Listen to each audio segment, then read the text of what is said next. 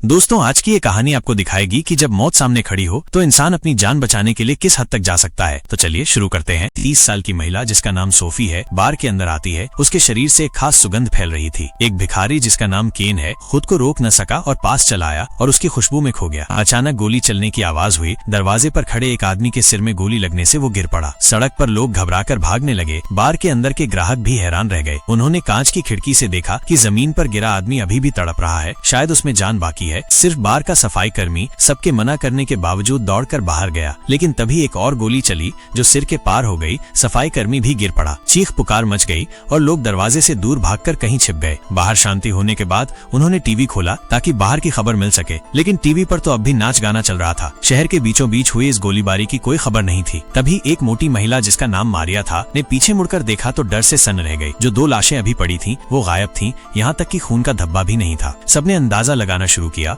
कोई कह रहा था बाहर डाकू हैं, कोई कह रहा था कि पुलिस, सभी डरे हुए थे। इसी बीच एक काला सूट पहने आदमी जिसका नाम माइल था ने चौंकाने वाली बात कही। हो सकता है कि हत्यारा बाहर न हो बल्कि यहीं बार के अंदर छिपा हो। शायद उनमें से कोई आतंकवादी हो जिसके पास खतरनाक हथियार है। इसीलिए सरकार ने लोगों को तितर बितर कर दिया, खबरें रोक दी और बार को पूरी तरह अलग थलग कर दिया। उसकी बात सुनकर एक दाढ़ी वाला आदमी जिसका नाम माइक था घबराया सा लगा और उसने अपना बैग टेबल के नीचे छुपा लिया। ये बात माइल ने देख ली। वो तुरंत माइक से सवाल करने लगा। माइक ने बताया कि वो एक ब्रोकर है और उसके बैग में कुछ नहीं है। और लोग भी पास आ गए और उसका बैग खींचकर देखा जिसमें सिर्फ कपड़े और एक हार्ड ड्राइव थी। उसके कपड़ों में कुछ नहीं था तो सबका शक हार्ड ड्राइव पर गया। माइक उन्हें कुछ समझा पाता इससे पहले ही सोफी ने हार्ड ड्राइव छीनी और जमीन पर पटक कर तोड़ दी और फिर उस पर पैर रखकर चूर चूर कर दिया। ये देखकर माइक गुस्से में आ गया और बोला, अगर मेरे बैग पर शक है तो बार के काउंटर पर रखा ब्रीफकेस भी देखो। वो ब्रीफकेस माइल का था। सभी ने पूछताछ शुरू की तो माइल बोला कि इसमें कुछ नहीं है, लेकिन इसे खोला नहीं जा सकता। बहस बढ़ गई और हाथापाई की नौबत आ गई। तभी बीच में खड़े एक आदमी जिसका नाम विक्टर था ने पिस्तौल निकाल ली। पता चला वो रिटायर्ड पुलिस वाला था। तनाव चरम पर था। तभी केन ने मौका पाकर ब्रीफकेस छीन लिया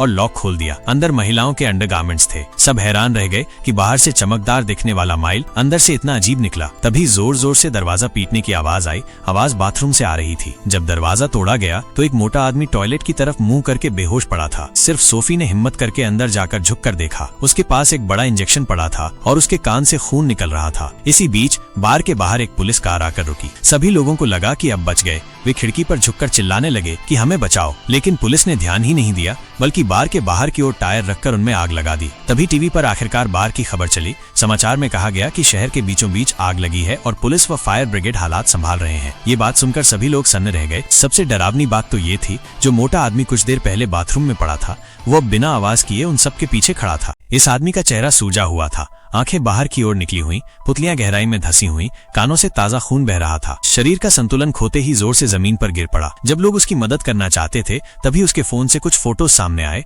जिसमें पता चला कि वो आदमी एक आर्मी कैप्टन था जो किसी वायरस से संक्रमित होकर मर गया था। वो जो इंजेक्शन पड़ा था शायद उसी वायरस का स्रोत था। अब पूरा बार क्वारंटीन कर दिया गया था। सरकार ने सड़कें बंद कर दी थी और सभी के मोबाइल सिग्नल काट दिए थे। कैप्टन का सैटेलाइट फोन ही सबकी आखिरी उम्मीद था, लेकिन सभी उसे इस्तेमाल करना चाहते थे। केवल बार की मालिक ने कहा, सरकार ने ये सब इसलिए किया है क्योंकि वायरस बहुत संक्रामक है। जो भी लाश को छू चुका है या मोबाइल पकड़ा है वो शायद संक्रमित हो चुका होगा। उसके हिसाब से सिर्फ पुलिस वाला विक्टर, माइल और वो खुद सुरक्षित हैं। ये सुनकर सब हैरान रह गए। संक्रमण से बचने के लिए महिला मालिक मेरी, पुलिस वाले विक्टर और माइल ने हथियार लेकर बाकी लोगों को आदेश दिया कि लाश को तहखाने में ले जाएं और बाकी लोग भी वहीं छिप जाएं। ऑक्सीजन की कमी से मारिया घबराने लगी और दरवाजा पीटते हुए बाहर निकलना चाहती थी, लेकिन गलती से उसने बोतलें तोड़ दी। माइक ने देखा कि शराब जमीन पर नहीं फैल रही है। उसने गत्ता हटाया तो नीचे सीवर का रास्ता था, लेकिन सीवर का होल बहुत छोटा था और गंदगी से भरा था। कोई जाने की हिम्मत नहीं कर रहा था। सिर्फ केन ने बिना परवाह किए कपड़े उतारकर शरीर पर तेल लगाया और सीवर में घुस गया,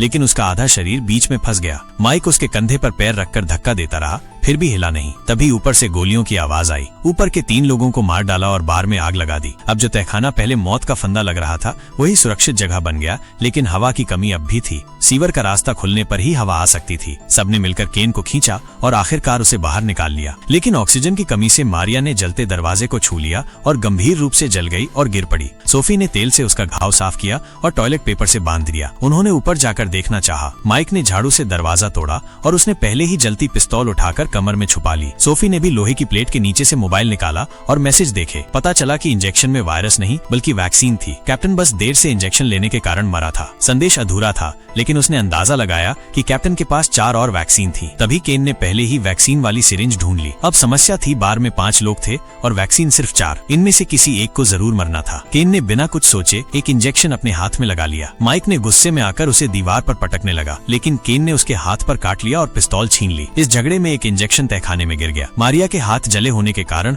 वो इंजेक्शन को उठा नहीं सकी और इंजेक्शन सीवर में गिर गया। अब किसी के पास इंजेक्शन नहीं था। उन्हें उसे लाने के लिए फिर से सीवर में घुसना था, लेकिन रास्ता तंग था। सबसे पतला केन पहले ही फंस चुका था, तो अब कौन जाएगा। सभी की निगाहें पतली दुबली सोफी पर टिक गईं। वो शायद इस पाइप से आसानी से निकल सकती थी।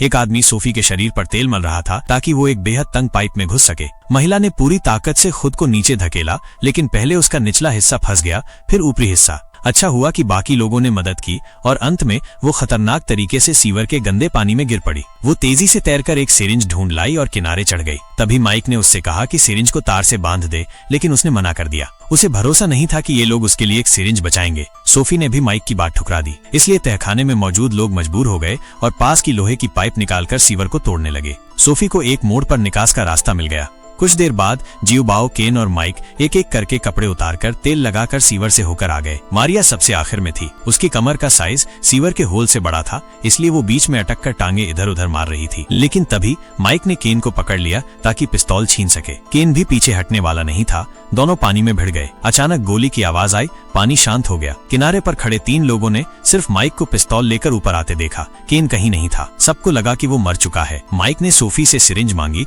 लेकिन उसने मना कर दिया और कहा कि उसने उसे छुपा दिया है। अगर उसने गोली चलाई तो सब मर जाएंगे। माइक बेबस हो गया। बहस के बाद चारों आगे बढ़े। एक मोड़ पर मोटी औरत अचानक पागल हो गई। जियोबाओ को पानी में धकेलकर उसका सिर दबा दिया। असल में वो उसे मारना चाहती थी, क्योंकि उसके मरते ही बाकी सबको वैक्सीन मिल सकती थी। लेकिन जियोबाओ किस्मत वाली थी। संघर्ष के बाद उसे बचा लिया गया। माइक ने मारिया पर पिस्तौल तान दी, लेकिन गोली नहीं चला सका। जियोबाओ की हालत देखकर मारिया को पछतावा हुआ। माइक के हाथ से पिस्तौल ली और खुद को मार डाला। कुछ देर बाद बाकी तीनों ने वैक्सीन ढूंढ ली, लेकिन इंजेक्शन लगाने से पहले ही पास से अजीब आवाज आई। वहाँ मारिया की लाश पड़ी थी। उसकी आंखों पर सिक्के रखे हुए थे। तभी पीछे से कोई एक लोहे की रॉड लेकर आया और उसने जियोबाओ के सिर में पीछे से मार दिया और जियोबाओ गिर पड़ी। वो केन था। वो मरा नहीं था। अब वो लगभग पागल हो चुका था और वो माइक और सोफी दोनों को मारना चाहता था। दोनों भागे। केन पीछे पीछे दौड़ा। वे सीवर के निकास की ओर भागकर सीढ़ी चढ़ने लगे। घबराहट में सोफी के मुंह में दबा सिरिंज पानी में गिर गया। केन ने माइक की टांग पकड़ ली। माइक को लगा अब बचने का कोई रास्ता नहीं है। उसने एक निस्वार्थ काम किया, शायद जिंदगी में पहली बार। उसने अपनी सिरिंज सोफी को थमा दी और केन को पकड़कर उसने सीढ़ी को छोड़ दिया और नीचे गिरकर मर गया। पानी तुरंत लाल हो गया। अब स्पष्ट था कि सिर्फ सोफी ही बची है। अंत में उसने कंधे से गेट खोलकर बाहर निकल आई। सड़क पर वो लगभग नंगी और बदबूदार थी। फिर भी कुछ लोग उससे बात करने आए और एक महिला ने उसे कपड़े दिए, लेकिन किसी को नहीं पता था कि वो अभी अभी क्या झेल कर आई है। जमीन के ऊपर लोग मास्क पहनकर बात करने के आदी हो चुके थे, लेकिन जमीन के नीचे बार से तहखाने, तहखाने से सीवर तक हर परत नीचे जाते ही मानव स्वभाव का असली चेहरा और नंगा होता गया। शायद असली वायरस वैक्सीन से खत्म हो जाए, लेकिन इंसानियत की जहर भरी बीमारी शायद हमेशा जीवित रहे। आशा है कि आपको हमारी ये एक्सप्लेनेशन वीडियो पसंद आई होगी। ऐसी ही और एक्सप्लेनेशन वीडियो देखने के लिए हमें सब्सक्राइब करें ताकि और भी ऐसी इंटरेस्टिंग वीडियो हम आप तक ला सकें।